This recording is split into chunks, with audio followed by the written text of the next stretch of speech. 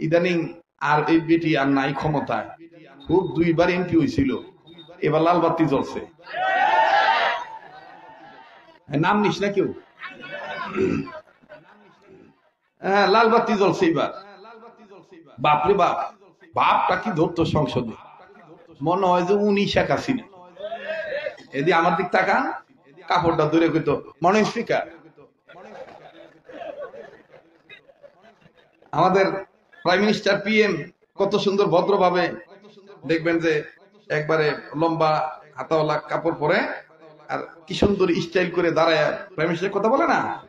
তো বয়াতির মাইয়া, ওর বাপ তো আসলে বয়াতি, মধু বয়াতি আর কি।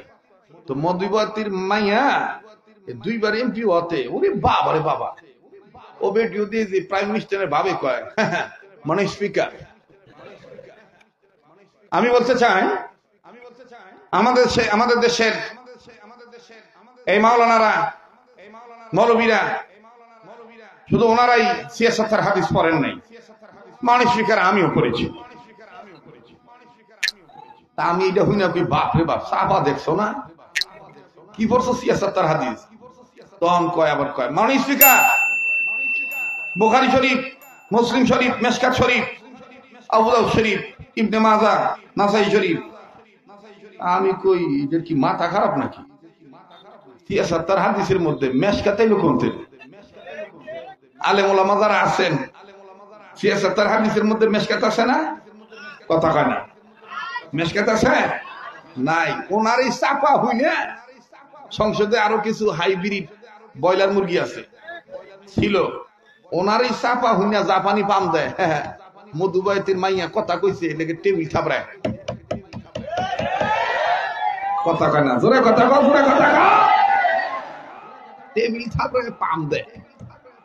এবার যখন লাল বাতি জ্বলছে, এখন দুঃখ করে সাংবাদিক সম্মেলন করে কয় জাতি আমাকে চিনল না। জাতি তরে চিনে নেই, এখন কি করবার লাগবো? এবার ডাক দিয়ে কয় জাতি আমার চিনল না, এজন্য আমি বলতে চাই আমি আগেরটাই করে খাবো। তুই আগেরটাই করে খাগা, আটে বাজারে গান গাগা, তুই আটে বাজারে গান গাগা, তোরে খেলা করছি ওখানে ঢুক পারবি না। ও তো শিক্ষিত হইয়া ঢুকতে হয়, ওখানে যোগ্যতা নিয়ে ঢুকতে হয়।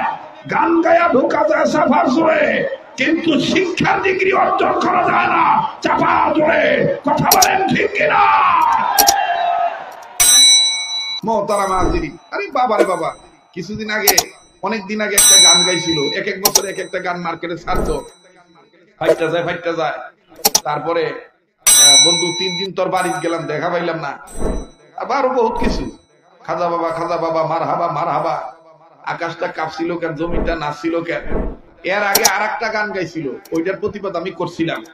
ওইটা সেটা আমি আর সিরাজগঞ্জের এক বক্তা, আমরা এটার বিপরীত একটা গান বাজারে ছাড়ছিলাম, বেটি হার মানছিল। কিন্তু পরে আবার যখন দেখলাম যে খুব টাল ব্যাপার, তখন আমগুলোকে না পাইরা বগুড়ার বজরুল রশিদ হুজুরি রওনা দিছিল। আমারে আমার বউ কইতেছে বেশি লাগবো না, ওর ইয়া ভালো না, ওর ইয়া ভালো না, মেজাজ ভালো না, যখন তখন তোমার ভাষা দিবার পারে। আমি ওখানে শুনছি আসি, কোন দিন যায় ওর গদি, সেই দিনই তিন ওরে চুলাইয়া ভালো না। এখন দেখি যে লাল বাতি জ্বলছে, কথা কয় না। এখন হকের পক্ষে কথা কয় লাগবো, কথা কন ঠিক কিনা?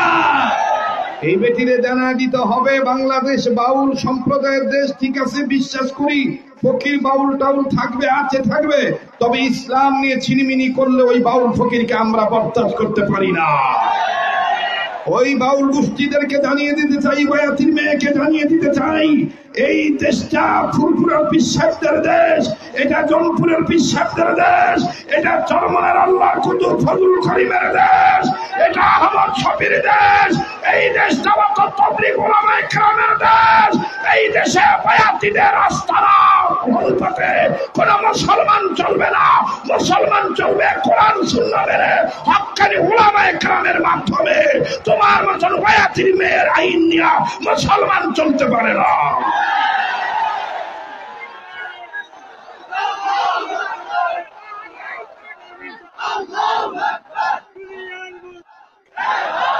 দেখ কথা কইতে দেন।